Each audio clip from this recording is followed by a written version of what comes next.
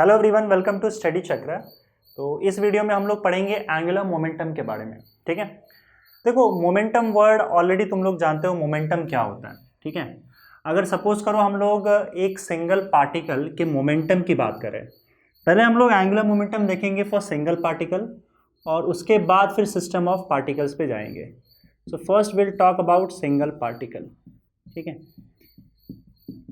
अब आप लोगों को पता है कि मोमेंटम क्या होता है। ठीक है, अगर सपोज करो कोई पार्टिकल है वो किसी डायरेक्शन में v वेलोसिटी से जा रहा है, किसी एक पर्टिकुलर वेलोसिटी से ये आगे जा रहा है। ठीक है, इसका मोमेंटम हमने कैसे डिफाइन किया था? Momentum p was defined as, momentum को हमने p से रिप्रेजेंट किया था and it was defined as mass into velocity. और मोमेंटम एक वेक्टर क्वांटिटी है, इसका जो डायरेक्शन है वो जो डायरेक्शन है वेलोसिटी का वही मोमेंटम का भी डायरेक्शन होगा। अब क्योंकि यहाँ पे दो टाइप के मोमेंटम है, हम लोग अभी एंगुलर मोमेंटम भी पढ़ने वाले हैं, तो ये जो मोमेंटम हमने पहले डिफाइन कर रखा है इसको अब से हम लोग बोलेंगे लीनियर मोमेंटम। ठीक है, तो ये पार्टिकल का लीनियर मोमेंटम है, mass multiplied by its velocity. एक सिंगल पार्टिकल की बात कर रहा हूँ। अब अगर सपोज करो मुझे इस सिंगल पार्टिकल का एंगुलर मोमेंटम डिफाइन करना है, तो याद रखना कि एंगुलर मोमेंटम जो होता है it is about a point. अगर एक सिंगल पार्टिकल की बात करें हम लोग, तो सिंगल पार्टिकल के लिए एंगुलर मोमेंटम जो है वो it is about a point. ठीक है, जैसे हमने टॉर्क डिफाइन किया था अबाउट अ पॉइंट, वैसे ही एंगुलर मोमेंटम भी जो होगा वो अबाउट अ पॉइंट होगा। ठीक है, जिस पॉइंट पे आपको एंगुलर मोमेंटम कैलकुलेट करना है, अगर वो पॉइंट आपने चेंज कर दिया तो एंगुलर मोमेंटम का वैल्यू भी चेंज हो जाएगा। ठीक है, फॉर एग्जांपल अगर सपोज करो एक पॉइंट यहाँ पे पॉइंट ए है और एक पॉइंट यहाँ पे पॉइंट बी है। ठीक है, अगर सेम इसी पार्टिकल की मैं बात करूँ जो कि इस डायरेक्शन में वी वेलोसिटी से जा रहा है, इसका एंगुलर मोमेंटम इस पॉइंट के अबाउट अलग होगा और पॉइंट बी के अबाउट अलग होगा। समझ में आ रहा है? तो हम एक काम करते हैं, किसी एक पॉइंट के अबाउट इसका एंगुलर मोमेंटम कैलकुलेट करते हैं और देखते हैं इसको कैसे कैलकुलेट किया जाता है। फॉर एग्जांपल अगर सपोज करो मुझे about this point, about point O, अगर इसका एंगुलर मोमेंटम कैलकुलेट करना है पार्टिकल का, तो एक काम करते हैं, यहाँ पे वो जो पॉइंट होगा उसको हम लोग ओरिजिन मान लेंगे। जिस पॉइंट के अबाउट एंगुलर मोमेंटम कैलकुलेट किया जाता है उसको आप ओरिजिन मान लो। अगर आपने इसको ओरिजिन मान लिया है तो यहाँ पे जो पार्टिकल है इसका यहाँ से पोजीशन वेक्टर ड्रॉ कर दो। अब पोजीशन वेक्टर पता है हमको कैसे ड्रॉ करते हैं, यहाँ से स्टार्ट करेंगे और इसका जो हेड होगा वो पार्टिकल के पास होगा या जहाँ पार्टिकल है। इस पोजीशन वेक्टर को हम वेक्टर आर से रिप्रेजेंट करते हैं और यहाँ पे वेक्टर आर और वेक्टर एम के बीच में एक पर्टिकुलर एंगल होगा, उसको हमने थीटा लिख दिया। Theta is the angle between position vector R and velocity v। दूसरी बात ये मैंने आपको पहले बता रखा है, जो लीनियर मोमेंटम की हम बात कर रहे थे, मास इनटू वेलोसिटी, इसका जो डायरेक्शन होता है वो डायरेक्शन वेलोसिटी के डायरेक्शन में ही होता है। तो मैं यहाँ पे बोल सकता हूँ कि अगर वेलोसिटी इस डायरेक्शन में है तो इसका मतलब इसका जो लीनियर मोमेंटम है p वो भी इसी डायरेक्शन में होगा और उसका वैल्यू क्या होगा, m इंटू वी। तो यहाँ पे मैं लीनियर मोमेंटम का फॉर्मूला लिख देता हूँ, मास इनटू वेलोसिटी। ठीक है, ये सिचुएशन फिलहाल। अब अगर मुझे इस पार्टिकल का एंगुलर मोमेंटम कैलकुलेट करना है तो एक्चुअली में जो डेफिनेशन होता है एंगुलर मोमेंटम का, ठीक है, वो डेफिनेशन एंगुलर मोमेंटम की क्या है? देखो, एंगुलर मोमेंटम अगर इसको हम लोग एल से रिप्रेजेंट कर रहे हैं, एंगुलर मोमेंटम एल, यहां लिख दे रहा हूं मैं, एंगुलर मोमेंटम अगर एक सिंगल पार्टिकल है तो एक काम करते हैं उसको स्मॉल एल से रिप्रेजेंट करते हैं। Angular momentum is a vector quantity and it is defined as R cross P. तो अब इस डेफिनेशन के अकॉर्डिंग हमको इसका मैग्नीट्यूड चाहिए और डायरेक्शन चाहिए। तो अगर हम बात मैग्नीट्यूड की करेंगे तो हमको पता है it's a cross product. Cross product है तो क्रॉस प्रोडक्ट का मैग्नीट्यूड क्या होता है? Magnitude of R magnitude of P multiplied by sine theta, where theta is the angle between vector r and vector p, small angle. ये definition है, ठीक है। इसी डेफिनेशन को अभी फिलहाल यहाँ पे पकड़ के चलते हैं और इसी को समझने की कोशिश करेंगे। सही, आर क्रॉस पी को आप दो तरीके से लिख सकते हो। Again L is equal to, मैं ऐसा लिख सकता हूँ कि R P sine theta, P sine theta को मैंने एक साथ ले लिया और इसको मैं बोल देता हूँ आर इंटू पी परपेंडिकुलर, ठीक है। अब ये क्या है ये हम लोग देखेंगे, या फिर इसी को हम ऐसा भी लिख सकते हैं that L is equal to P into R sine theta, और आर साइन थीटा को हम एक साथ ले लेते हैं और इसको बोलते हैं पी इंटू आर परपेंडिकुलर, ठीक है। ये दो फॉर्मूला, जैसे टॉर्क का दो फॉर्मूला था वैसे ही एंगुलर मोमेंटम का दो फॉर्मूला आ गया। ये फॉर्मूला तुम समझ के रखो, देखो इसी से सारी चीजें हम लोग कर रहे हैं, इसी से ये फॉर्मूला भी आया और इसी का मतलब ये भी है, राइट। इसका यहाँ पे क्या मतलब है, आर इस पोजीशन वेक्टर का मैग्नीट्यूड, पी जो उसका लीनियर मोमेंटम है उसका मैग्नीट्यूड, और थीटा आर और पी के बीच का एंगल। इतना क्लियर है, ओके। अब इस पे आओ, ये दो तरीके से भी निकाला जा सकता है, इसी को हमने इस तरीके से लिख दिया है। आर इंटू पी परपेंडिकुलर का क्या मतलब है, देखो अगर सपोज करो ये जो मोमेंटम है पी, इसको हम लोग दो कंपोनेंट में डिवाइड कर देते हैं। ये सिंगल पार्टिकल यहां लिख दे रहा हूं मैं, ठीक है। इस पी वेक्टर का दो कंपोनेंट लेते हैं, एक हम लोग लेंगे आर के डायरेक्शन में और एक उसके परपेंडिकुलर डायरेक्शन में, ठीक है। कंपोनेंट लेने का पता है हम लोग को तरीका क्या है, इस पी वेक्टर से एक परपेंडिकुलर ड्रॉ करो पहले, ठीक है। ये दो एक्सिस माना है हम लोगों ने, एक आर के डायरेक्शन में और एक उसके परपेंडिकुलर, तो ये जहां मीट करेगा वहां से एक वेक्टर ड्रॉ कर दो, ठीक है। और एक यहाँ पे परपेंडिकुलर ड्रॉ करके यहाँ एक वेक्टर ड्रॉ कर दो, तो हमारे पास दो वेक्टर आ गया। अब इसका वैल्यू क्या है बताओ, देखो ये थीटा के साथ है, पी वेक्टर से एंगल थीटा बना रहा है, तो ये जो कंपोनेंट होगा वो क्या होगा, पी कॉस थीटा होगा, ठीक है। और ये पी साइन थीटा, तो पी साइन थीटा पी का वो कंपोनेंट है जो वेक्टर आर के परपेंडिकुलर है, ठीक है। इसलिए इस पी साइन थीटा को हमने पी परपेंडिकुलर लिख दिया, ठीक है। तो एंगुलर मोमेंटम अगर आपको कैलकुलेट करना है तो करना क्या है, आर का मैग्नीट्यूड लेना है और उसके बाद वेक्टर पी का वो कंपोनेंट का मैग्नीट्यूड लेना है जो कंपोनेंट वेक्टर आर के परपेंडिकुलर हो। So that is the meaning of R P perpendicular, P perpendicular मतलब पी साइन थीटा, राइट। ये फॉर्मूला समझ में आ गया। अब यहां पे P into R sine theta है, तो यहां पे मैंने आर साइन थीटा को आर परपेंडिकुलर लिखा हुआ है। अब ये आर परपेंडिकुलर का क्या मतलब है, यहां पे हम लोग एक और तरीके से हम लोग कैलकुलेट कर सकते हैं। देखो अब फिर से क्या करना है, ये कंपोनेंट को हटा दो, ठीक है, और फिर से इस पे आ जाते हैं हम लोग। तो ये वेक्टर आर और पी के बीच में एंगल थीटा। अब देखो क्या करना है आपको, ये जो वेक्टर पी है इसको आप इसका एक पूरा का पूरा लाइन बना लो, ये जिस डायरेक्शन में है, जिस लाइन में है, इस लाइन को एक्सटेंड कर दो। जैसे हम लोग टॉर्क के केस में line of action of force जो है उसको एक्सटेंड करते थे, इसको पूरा एक्सटेंड कर लो आप, ठीक है। और जिस पॉइंट के बाद हम लोग एंगुलर मोमेंटम कैलकुलेट कर रहे हैं वहां से इस लाइन के का जो परपेंडिकुलर डिस्टेंस होगा, ये परपेंडिकुलर डिस्टेंस आपका आर परपेंडिकुलर होता है, ठीक है। If this is your R vector, definitely ये आर परपेंडिकुलर है, और ये जो आर परपेंडिकुलर है यही वाला हम लोग ने यहाँ पे ले रखा है फॉर्मूले में, ठीक है। और R perpendicular is nothing but R sine theta, और यहाँ से आपको क्लियरली पता चल जाएगा कि इसका वैल्यू आर साइन थीटा ही होता है। कैसे, देखो ये जो वेक्टर पी है, करना क्या है, ये पता चला ना कैसे आता है, पी का जो लाइन है, जो वेलोसिटी है, वेलोसिटी या मोमेंटम है, वो जो लाइन है उस लाइन को एक्सटेंड कर देना है और पॉइंट ओ से परपेंडिकुलर ड्रॉ करना है। इसका वैल्यू आर साइन थीटा कैसे होगा, देखो अगर ये एंगल थीटा है तो ये एंगल भी थीटा होगा वर्टिकली ऑपोजिट एंगल से। यहां पे इस ट्राइंगल में अगर हम लोग साइन थीटा का वैल्यू निकाल लें तो साइन थीटा का वैल्यू क्या आएगा बताओ,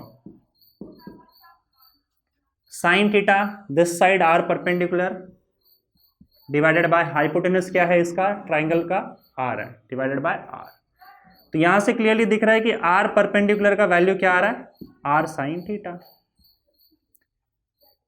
तो ये जो आर परपेंडिकुलर है उसका वैल्यू आर साइन थीटा, समझ में आया।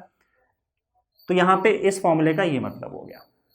अल्टीमेटली हमारा मेन फॉर्मूला ये है, पर इसी से हम लोग ये दोनों चीजें इस तरीके से भी इसको लिख सकते हैं, जहां पे मैंने पी परपेंडिकुलर और आर परपेंडिकुलर का मतलब बता दिया है।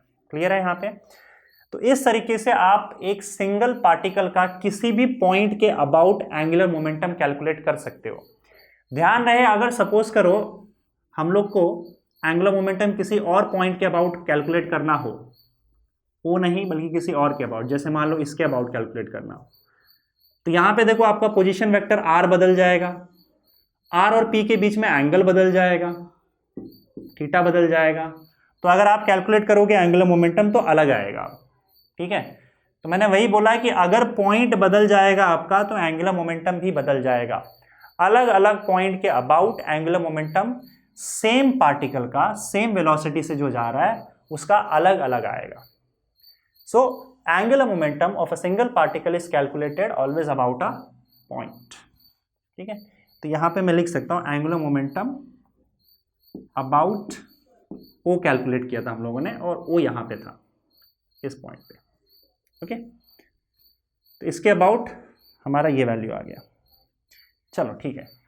इसमें एक और चीज, अगर सपोज करो आपको किसी ने ये बोला कि जैसे ये पार्टिकल इस डायरेक्शन में एक पर्टिकुलर वेलोसिटी से जा रहा है, तो इस डायरेक्शन में वेलोसिटी है, इसका मतलब लीनियर मोमेंटम भी उसका इस डायरेक्शन में है।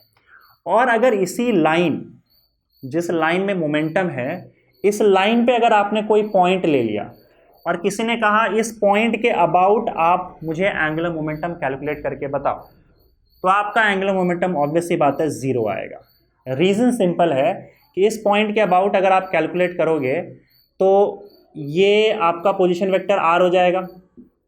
अब पोजीशन वेक्टर और मोमेंटम, लीनियर मोमेंटम, दोनों के बीच का एंगल जो है वो जीरो है, क्योंकि दोनों अब सेम डायरेक्शन में है, ठीक है। तो L इज इक्वल टू, जब मैं लिखता हूं आर पी साइन थीटा, तो थीटा 0 डिग्री हो जाएगा। थीटा 0 डिग्री, इसका मतलब साइन थीटा 0 और एंगुलर मोमेंटम 0 आ जाएगा आपका, राइट, ठीक है। मैग्नीट्यूड की बात तो हो गई, अब इसके डायरेक्शन की बात करते हैं कि हम डायरेक्शन कैसे दें। तो अगेन अगर सपोज करो एक पार्टिकल यहाँ पे इस पॉइंट पे है और ये किसी पर्टिकुलर वेलोसिटी से इस डायरेक्शन में जा रहा है, तो इसका मोमेंटम, लीनियर मोमेंटम यहाँ होगा। और अगर किसी ने कहा इस पॉइंट के अबाउट इसका एंगुलर मोमेंटम कैलकुलेट करो, तो ये आपका पोजीशन वेक्टर आर होगा, ठीक है, इस डायरेक्शन में। तो आर इस डायरेक्शन में है, थीटा, ये थीटा इन दोनों के बीच का एंगल है, और पी इस डायरेक्शन में। तो एल का वैल्यू हमने कैसे दिया था बताओ, आर क्रॉस पी। अब क्रॉस प्रोडक्ट का डायरेक्शन कैसे आता है हम लोग को पता है। पहले वेक्टर के पास राइट हैंड रूल यूज करेंगे हम लोग। पहले वेक्टर को खींच के दूसरे वेक्टर के पास ले जाना है, जो थंब का डायरेक्शन होगा वही एंगुलर मोमेंटम का डायरेक्शन होगा। तो अब यहाँ पे क्लियरली दिख रहा है कि तुम्हारा आर जो है वो इस डायरेक्शन में है, ऊपर की ओर, ठीक है। पी इस डायरेक्शन में है और दोनों के बीच का एंगल थीटा ऐसे है, ठीक है। आर इस डायरेक्शन में, पी इस डायरेक्शन में, राइट। तो अब मुझे करना क्या है, एंगुलर मोमेंटम एल का वैल्यू चाहिए, so I will do R cross P.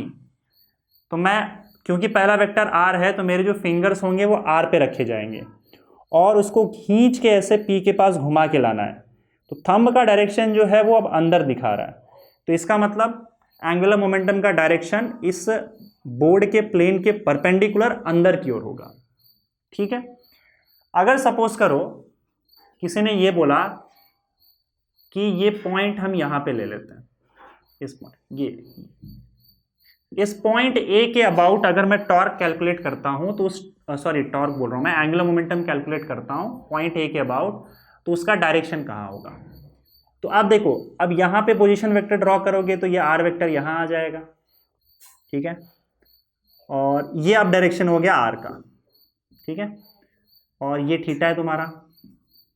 तो अब अगर आर क्रॉस पी करोगे तो एंगुलर मोमेंटम देखो कैसे आएगा। फिंगर्स मेरे आर के पास होंगे, उसको घुमा के पी के पास ले जाना है, तो इसका मतलब जिस प्लेन में आर और पी है उस प्लेन के परपेंडिकुलर थंब का डायरेक्शन मेरा बाहर की ओर आ रहा है। तो अब r क्रॉस p, इसका मतलब एंगुलर मोमेंटम का डायरेक्शन इस प्लेन के परपेंडिकुलर बाहर की ओर होगा। समझ में आई बात? तो इस तरीके से हमको एंगुलर मोमेंटम का डायरेक्शन भी मिल जाएगा। ओके, चलो, तो ये तो सिंगल पार्टिकल की बात हो गई, राइट। ऐसे ही अगर सपोज करो बहुत सारे पार्टिकल्स होंगे और आपको कहा कि उस सिस्टम ऑफ पार्टिकल का एंगुलर मोमेंटम निकालो, तो कुछ नहीं करना है, सारे पार्टिकल्स का इंडिविजुअली आप एंगुलर मोमेंटम कैलकुलेट करो और उसको वेक्टर के हिसाब से ऐड कर देना है, क्योंकि ये एक वेक्टर क्वांटिटी है। तो ऐड करने के टाइम पे आपको वेक्टर के रूल्स फॉलो करने होंगे। तो जब सारे इंडिविजुअल एंगुलर मोमेंटम को ऐड कर दोगे तो आपको पूरे सिस्टम का टोटल एंगुलर मोमेंटम मिल जाएगा। ठीक है, तो यहाँ पे अगर मान लो सपोज करो एक पार्टिकल यहाँ पे, एक पार्टिकल यहाँ पे, एक पार्टिकल कहीं यहाँ पे है, ऐसे बहुत सारे पार्टिकल्स हैं। ये इस डायरेक्शन में जा रहा है, P1 मोमेंटम इसका है, इसका इस डायरेक्शन में P2 मोमेंटम है, इसका इस डायरेक्शन में P3 मोमेंटम है। ऐसे बहुत सारे पार्टिकल्स आपके पास हो सकते हैं, राइट। तो अगर सपोज करो किसी ने कहा कि इस पॉइंट के अबाउट पॉइंट O, इस ये अब सिस्टम ऑफ पार्टिकल्स हो गया, राइट। इंडिविजुअल पार्टिकल्स का हम लोग एंगुलर मोमेंटम कैसे निकालेंगे ये पता है हम लोग को। ये पूरे सिस्टम ऑफ पार्टिकल्स की बात हो रही है अभी। It is now a system of particles, एक सिंगल पार्टिकल नहीं रहा। तो किसी ने कहा अबाउट पॉइंट O, इस पूरे सिस्टम ऑफ पार्टिकल्स का आप एंगुलर मोमेंटम कैलकुलेट करो। तो सिंपल है, तो जैसे अगर सपोज करो यहाँ पे मैंने एक पोजीशन वेक्टर ड्रॉ कर दिया R2, ये दूसरा पार्टिकल, तो इसका एंगुलर मोमेंटम मुझे मिल जाएगा L2 which is equal to R cross P। पहला पार्टिकल का ये पोजीशन वेक्टर होगा R1, तो यहाँ से मुझे इसका एंगुलर मोमेंटम मिल जाएगा L1 which is equal to R1 cross P1। इसी तरीके से मैं सबका पोजीशन वेक्टर ड्रॉ करके मैं सारे के सारे पार्टिकल्स का इंडिविजुअली सारा एंगुलर मोमेंटम निकाल लूंगा। ठीक है, और टोटल एंगुलर मोमेंटम अगर मैं L मान के चलूँ, कैपिटल L, तो वो क्या होगा, एडिशन ऑफ ऑल दिस, लेकिन वेक्टर के हिसाब से ऐड करना है, L1 plus L2 plus L3 dot dot dot. मान लो n पार्टिकल्स है तो टोटल n पार्टिकल्स का इस तरीके से आपका एंगुलर मोमेंटम टोटल निकल जाएगा। So this is angular momentum of this system of particles. ठीक है, हाँ एक और चीज़ यहाँ पे रह गया है कि आपको अगर डायमेंशन निकालना है एंगुलर मोमेंटम का, तो एंगुलर मोमेंटम का डायमेंशन क्या होगा बताओ। L is equal to R P sine theta होता है ना। तो अगर हम यूनिट की बात करें तो ऐसा यूनिट क्या होगा इसका, सी आर पी मतलब क्या, यहां पे लिखते हैं L is equal to R P sine theta. तो R into P is mass into velocity into sine theta. तो साइन थीटा को तो छोड़ दो, हम लोग क्या करेंगे इसका यूनिट इसके हिसाब से लिखेंगे। तो यहाँ पे क्या हो जाएगा, साइन थीटा का तो यूनिट नहीं होगा, mvr। ठीक है, अब v का क्या होता है बताओ, वेलोसिटी का जो यूनिट होता है वो होता है kg मीटर पर सेकेंड। ठीक है, मास इज kg और यहाँ पे r इज लेंथ, मतलब एक और मीटर आएगा। तो इसका मतलब ये क्या हो जाएगा, मीटर स्क्वायर kg पर सेकेंड, ये इसका ऐसा यूनिट हो गया।